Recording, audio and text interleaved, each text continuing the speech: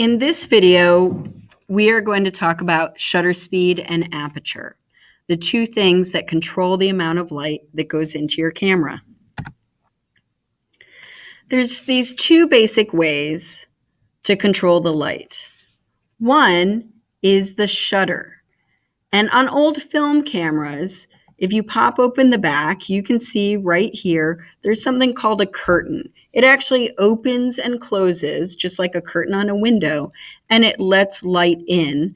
And light used to be let in, and it would hit film that was on the back of that curtain. These days with digital cameras, a curtain still works the same. You don't open the back of your camera though, because it just has a digital sensor behind that curtain. The other way that your camera lets in light is through the lens. And the hole in the lens is called the aperture. And it can be larger or smaller. And that changes the amount of light that can come in your camera. So here you can see all the way through, and it lets the light in. So why are there different settings? Why do you need different settings for different occasions? Well, one main reason is because the different options actually produce different looking images. So this top picture is the aperture, and we can see when the aperture is opened all the way, because of physics, it makes it so part of the picture is in focus, this little monkey's in focus, but the background is out of focus. However, when you have a small hole, you can see this is in focus and that's also in focus. With the shutter, changing the shutter to be open for longer periods of time or shorter periods of time also changes the way the image looks. If it's very fast, it opens and closes very quickly. In this example, it's 1/2000th of a second, so just a small fraction of a second. It freezes motion. And then if it's open longer, you get blurred motion. So let's look at that in more depth. So when we look at our aperture, when you have a bigger hole, this is weird, but it's actually a smaller f-stop. Apertures are measured in f-stops, so it'll be a smaller number. So f2 will be a bigger hole. That, of course, lets in more light, because the bigger the hole in the lens, the more light can come through. And it produces, again, that shallow depth of field. Where if we look at the other extreme, a small hole has a larger f-stop number. Again, I know that's strange, but has a larger f-stop number, and less light, of course, comes through that smaller hole, and you get that greater depth of field. So let's look in more depth at the visual effect of a large aperture. We get that shallow depth of field. Only part of the picture is in focus. This guy is in focus, his eyes and his nose and his mouth, but the background is out of focus. In this picture by Gail Brooker, the hands are in focus, but the background is out of focus. Again, that happens from that larger hole in the lens. So here the window's in focus, the background's out of focus. This woman is in focus, the background is out of focus. So how do you do that on your camera? Well, we're going to talk about real settings and cheater settings. And in a later video for my Photo 2 students, we will talk about manual settings. But for now, the preferred settings would be to put your camera on A or AV. It's going to be AV if you have a Canon. It'll be A if you have a Nikon. And you're going to choose one of those lower f-stop numbers because you want that larger hole. If you don't have those settings and all you have are what I call the cheater settings, you're going to want to pick the picture of the woman. With Nikon, she's wearing a hat. With Canon, she's not. And when you do that, you are telling your camera, I want to have a larger aperture opening, and then it picks the shutter speed that it needs to use for the amount of light in the room. So in order to take shallow depth of field photos, here are some extra tips. One, you must have objects at different distances away.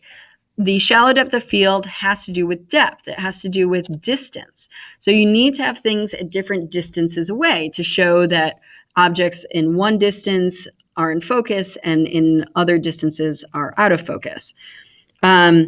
And then also, if your camera is having a hard time creating a shallow depth of field, you want to focus on something that's maybe like 3 to 5 feet away from the camera. So you point your camera at it, you press your button down halfway, your shutter button, and then you can focus and recompose if you need to. We've talked about that in other videos. But that will help force a shallow depth of field. So on the flip side, if you have a very small opening, which is that higher f-stop number, you are going to get greater depth of field. In these images, I believe they're both by Danny Lyon. These people are in focus, and so is the tree in the background. We have this bike rider in focus, and so are the bridges in the background. This picture is by James Noctway. We have the guy carrying the scythes is in focus, as is the house in the background. And very common in landscapes, you show greater depth of field because you want to show everything in focus, because everything, is beautiful at different distances away. And you're not trying to focus on just one thing. So your settings for the greater depth of field, for those real settings, again, you want to put it on A or AV, but this time choose a higher f-stop number. So F11, F16, F22. The cheater settings would be the landscape mode, which is the mountains on Canon, and on Nikon, it's the mountains in a box. But that is the landscape setting, and that will tell your camera, hey, I want a smaller aperture and I want greater depth of field. So extra tips for this: you must have objects different distances away. And this time, if your camera's having a hard time doing greater depth of field, you want to focus on something very far away, and that will help your camera achieve that greater depth of field. Usually cheaper cameras and iPhone cameras and stuff want to do greater depth of field. So generally, it's actually shallow depth of field is a harder thing to accomplish. So now let's talk about shutter speed. So shutter speed is measured in fractions of a second, and it's that curtain that's literally opening and closing inside your camera. So when it is very slow, when it is 1/2 of a second, it's open for so long that it captures the movement that's happening in front of the camera. So if someone's in front of the camera, it opens and then they run and then the curtain closes. So during that time, the camera has captured the person moving. But if we go to a very high shutter speed, like 1/1000th of a second, it opens and closes so fast that nothing has a chance to move very far, and it freezes the motion. So the longer the shutter is open, the more motion it captures, and also the more light it lets in. The visual effect, again, is whatever is moving is going to be blurred. So the sand isn't moving, and these two women weren't moving, and that swimmer isn't moving down there. So they are nice and crisp. But these two women walking by on the beach are blurred because they were moving during the whole time that the shutter was open. Here's a more blurred motion. This woman was shaking her head. Or here, someone is standing and waiting for the subway and not moving while the subway train is going past. It is moving, so it is blurred. Here we have a mirror on the wall, which is not blurred because, well, it's not moving. But with the two guys fighting, their arms are moving. Whoops. Their arms are moving, and so that is what's blurred. So the settings for blurred motion, the real settings, at least real for now, before we learn manual in Photo 2, is to put the camera on S if you have a Nikon, S for shutter, or in Canon it's TV. I believe that stands for time variable. And then choose a lower denominator, 1/30th of a second, 1/15th of a second, 1/8th of a second, 1/4, 1/2. Think about pizza. 1/2 of a pizza is a lot more than 1/1000th of a pizza, right? So we want more time, so we want a lower denominator.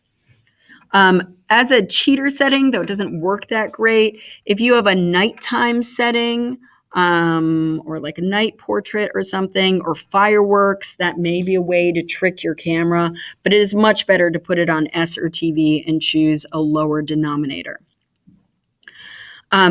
So for these pictures, you have to have something that is moving to have blurred motion, right? You can't capture motion being blurred if there is no motion. And you have to hold the camera still. If we go back to this picture here, if the camera was moving as well, if someone had it in their hands and their hands weren't that steady, we would have gotten everything blurred, including the mirror. But the mirror isn't moving, so it shouldn't be. So what we want to do is keep that camera steady. So there's a variety of ways to do this. I suggest from worst to best these things to do. So the first thing would just be hold your camera close to your body with your feet wide apart. That will make you a little bit more stable. When your camera is held with your arms outstretched, it's kind of the lever principle, and it's hard to keep your hands and your arms very steady when they're extended. So hold your camera close to your body. A little bit better than that is to lean against a wall while holding the camera close to your body. That will definitely keep your body a little bit more stable. A little bit better than that is to place your camera on a table or a chair or some other non-moving object that's very sturdy, a fence, something like that. But the best thing to do is to use a tripod. And as you see down here, there's a couple different other options that you can do to try and keep your camera still. So with a fast shutter, it's going to be the opposite. You're going to have frozen motion. Anything that's moving or in front of the camera is frozen in time. So we have this football frozen forever in the air right above his fingertips. Or right here, we get the water before this guy even realizes it's hitting him. That's an example, good example of the decisive moment. Here again, we've got this lovely eye being reframed with that water there. And we have a frozen motion picture of a dog shaking its head. So how do we do this with our camera?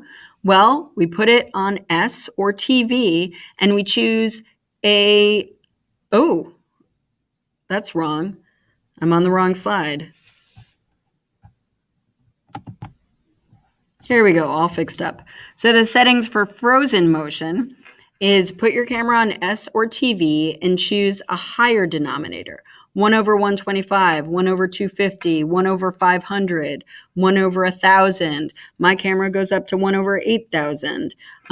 So the faster the shutter speed, the more you freeze motion and the less light goes into your camera. So some of those very high shutter speeds just won't produce enough light in your camera, but we'll talk more about that later. If you need to put it on the cheater settings, sometimes there's like this little running guy right here, and let's see, there's this running guy right here, and he's here on Canon, and that will help tell your camera, hey, I want a faster shutter speed, but you don't have as much control as when you pick real settings. So yes, you have to have something that's moving in the frame in order to freeze that motion, and it has to be something interesting. If you take a frozen motion picture of a car driving down the street, it's just going to look like a parked car. So, if you have a frozen motion picture of tree limbs in the breeze, it's just going to look like a regular tree on a regular non-windy day. So you want to pick something that's really interesting. Water going through the air, or taking a bunch of leaves and throwing them up in the air, or someone jumping, or something like that. A dog catching a frisbee. Something that is going to look really interesting when it's frozen. So a couple extra little tips. First of all, make sure your flash is off when you take these pictures. Having the flash on, sometimes with cameras, will make them override the settings you've chosen. So make sure you find this symbol and have your flash off on your camera. Also, just because we're thinking about shutter speed and aperture, don't forget about everything that we've talked about so far this semester in terms of shadows and light and line and shape and texture and positive and negative space and things like rule of thirds and eye space and timing and interesting angles, foreground, middle ground, background, all of those active choices we have talked about so far. All of these things are in your toolbox, and you want to think about them as you build your composition. So don't forget about them. You still may want to use them in your photos to make interesting compositions. So again, in photo 2, we'll learn more about shutter speed and aperture. We'll learn how to use fully manual settings on your camera, how shutter speed and aperture interact with each other, the exposure triangle, including ISO, which is the sensitivity to light of your camera, and how to use different light meter settings when choosing your shutter speed and aperture. If you have any questions, please let me know. That's what I'm here for.